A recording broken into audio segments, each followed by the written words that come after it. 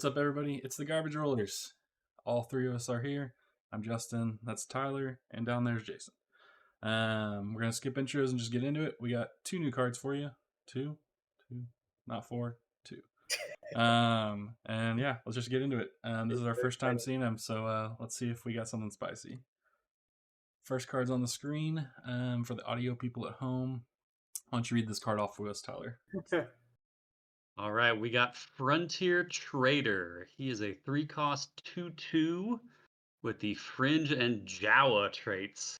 Because Xander's going to show us some Jawa love. Okay. Ability is when played, you may return a resource you control to its owner's hand. If you do, you may put the top card of your deck into play as a resource. So cool. So this is a common. So I imagine we're going to be seeing a lot of this in draft, especially, but also, I mean, it's pretty good. You lose a little bit of stat, like 2/2 is definitely under curve for a 3-drop, but I mean, it's totally card neutral. You're not losing a resource off of it, and you're also not losing a card from hand, because when this comes down, you're going to get a card back in your hand from your resource row. And it also gives you some more of that flexibility that we kind of been seeing with the smuggle mechanic, right? Like, you have a little bit more flexibility to put key pieces in your resource row early, because you know that Trader gives you an option to like get them back later. So it's really flexible is my first impression of it. It's also, the art is amazing. Mm-hmm. Yeah, I love the art. The little gonk droid in the background. I guess this is the scene from A New Hope where Luke and his uncle are buying the droids. Like I said, that motivator. Like I said, I think it's going to be an interesting draft card. I don't know that it'll ever see Premier constructed play. I mean, I guess the wording on it is interesting. Like you may return a resource you control to its owner's hand. So I'm wondering if the future we could get something that you somehow you resourced one of your opponent's cards and then you send it to them as kind of like a bomb to their hand. I mean, probably just dreaming up some fantasies here, but it would be pretty interesting. No, I think it could be an incomplete combo piece, right? You got some way to temporarily gain a resource, and then you pull it to hand before it goes away. Yeah, I wonder if there's. I mean, this is like pipe dreaming, but Rajawa's like, I have to dream about this stuff, right? Like, if you could give your opponent some form of like negative resource or something like that, like you're a Jawa selling them some sort of bad droid or something. I don't know.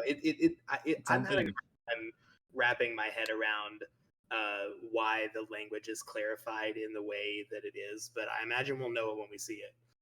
Another note is that we got to spoil the Jawa from set 1, and right now the mechanics don't seem to have any connection. Like, the set 1 Jawa was just a 2/1 saboteur, and this is doing a weird like resource bouncing thing. So right now Jawa doesn't seem to have an overarching theme other than, I guess, yellow.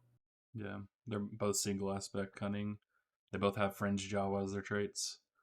Yeah, I think the biggest place this guy will see play is in draft in set 2. Whenever you get near the end of the game, you had to resource a bomb early on for whatever reason, you can grab it back and then kind of close out the game with it. And shout out to Xander for giving us another Jawa, man. Like, that's just, he knows.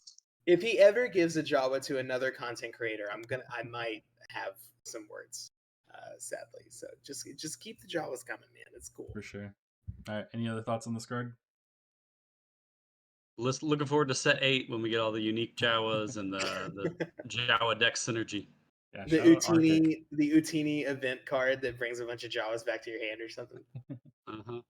All right, let's head into card number 2. Ooh, we got Dr. Pershing. We got 2 blue-black cards in set 1 too. Yeah, so we spoiled Death Trooper and Inferno 4 in set 1. But for the audio people at home, this is Dr. Pershing. He's a unique. He's the guy from Mandalorian that was cloning stuff. He's a 2-drop unit on the ground. He's Vigilance and Villain. He has 0 power and 5 health. An Imperial trait. And his ability on the card is Action. You can exhaust him and deal 1 damage to a friendly unit, which would count him as well. It doesn't say other friendly unit. And then you get to draw a card. So I did not make the connection that he could damage himself yet. This is also a Yeah. rare. It's worth noting. Yeah, this is a rare. And Yeah. so I think the first like thing I want to look at is just he kind of is the counterpart of Grogu, right? Like they're Yeah, Yep. both these that's your Hugely. like high health, low board impact, but they have these interesting abilities. I'm loving the cohesive theme they're giving to Villain Blue of like I'm gonna damage myself to damage you, right? That pain mechanic that we had with Death Trooper continues here. And it sounds like based on cards like First Light, right, that gives other units grit, and then seeing things Shoot, yeah. like Mm. the Scout Bike Trooper, right, that has grit naturally. Like Villain Blue is gonna be the place for I want damage just everywhere. Well, and Krennic, right? I mean, Mhm. Krennic loves this. Yeah. Yeah, Yeah. I didn't realize it when I first read it that it didn't say other. Like he can damage himself, and he's got Mhm. a pretty big butt to do that with. He's got 5 health. I at the risk, I mean, we have to be a little bit spicy, right? At first glance, I think this is the best card draw that we've seen so far. Hmm. The opponent has to deal with this, and if not, you're going to be drawing cards virtually for free all game.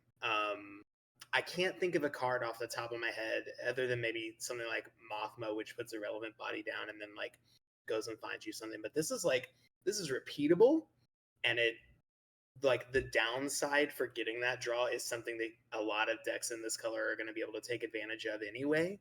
Mm-hmm. I don't want to be too hyperbolic, but like this is good card draw, guys. Like this is good. Yeah, I mean, I guess the question is, what is the payoff for more card draw?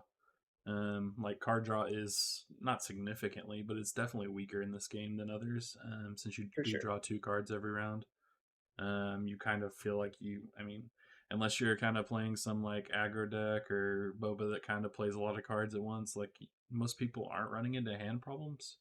So I mean, in itself, drawing a card is always good, but kind of at what cost is always the argument.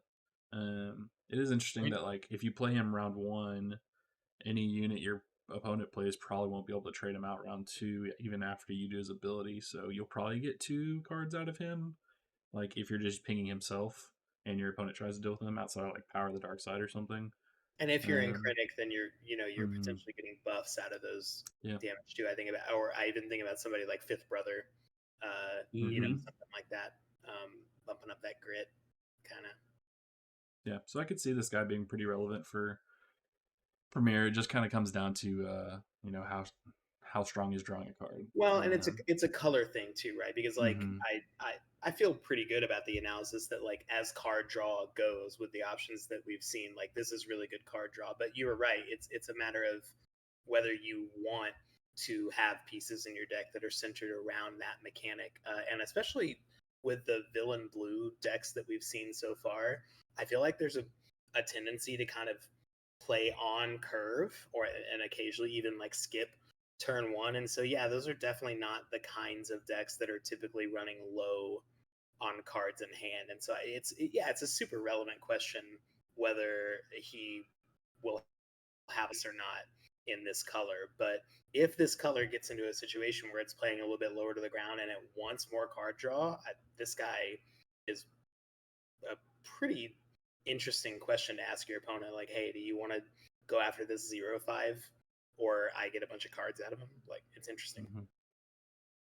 As a 0-5 body too, he's a really good place to stick an upgrade. Yeah. Yep. You put, I mean, you can put a lightsaber on him, make him a 3/8. You know, you're I gonna mean, get a couple swings out of that guy probably. we've seen like some big butts so far in set 2. Like Rose Tico was spoiled the day that we're recording this, and she could easily, if she's not dealt with, become like a 4-4-8. And Mm-hmm. so like we're getting these huge health pools, and I think that's cool because like larger health pools mean that units stick around more, and that means that your sequencing questions are more interesting, which is always something that I really like. So yeah, it's interesting that we've seen so many high life totals so far, with only like 20% of the set spoiled. Yeah, and Imperial's a pretty good trait. Yeah. Oh yeah, So you're happy with that, even if it's the only one. yeah. Cool Yeah. card, man. Yeah, and I like the art I'm again. excited about this guy. Mm-hmm.